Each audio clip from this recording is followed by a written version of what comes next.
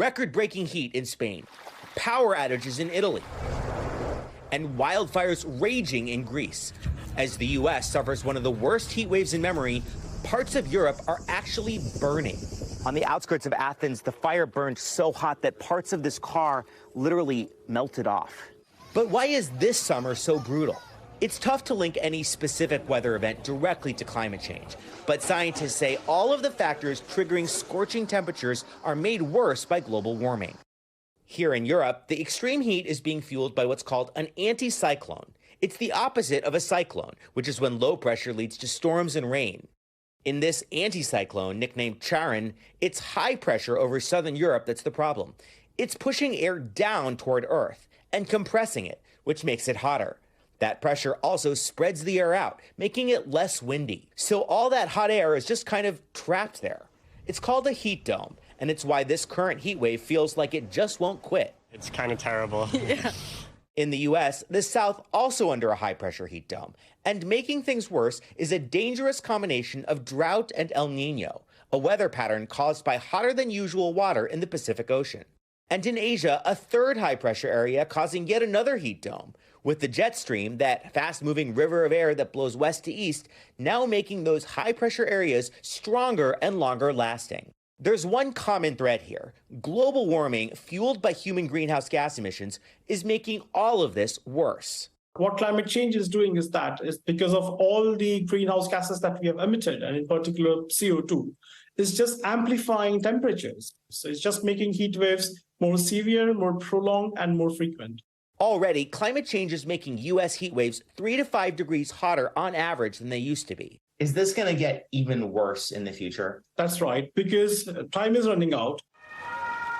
Europe now bracing for yet another heat wave next week. And while the U.S. and Asia may see some relief in the coming days, scientists say in the long run, get ready. With more heat-trapping gases built up in the atmosphere, all that heat simply has no way to escape. And let's bring in Josh Lederman now on the ground in Athens for us tonight. Josh, you know, where you are, it's the heat, it's the fires we're talking about. We just heard the why this may be happening. Help us to get a sense of what it's really like there right now. Well, Aaron, we spent a lot of today driving around the area west of Athens that has been really hard hit by these wildfires amid this heat wave. And two things really stood out. One was basically this scorched earth landscape where everywhere you looked, all you saw was black, be it the trees, burnt out homes and vehicles, even the trash and bottles on the ground. They were all singed, nothing left that looked like life. And that is a result, obviously, of these fires that have just been raging out of control for days now. But the other thing that jumped out was every few miles or so, you would see these embers, these areas that were smoking, sometimes erupting into small fires. Those small fires sometimes turning into large fires, and that is exactly what the firefighters here are up against. They are basically playing whack-a-mole because as soon as they get these fires out of control, the heat picks up, the wind picks up, and these fires reignite themselves even after they had been put out. And as long as this heat continues, firefighters here fear that there will just be continue more and more fires, with 52 new fires igniting just today, Aaron. Wow, 52.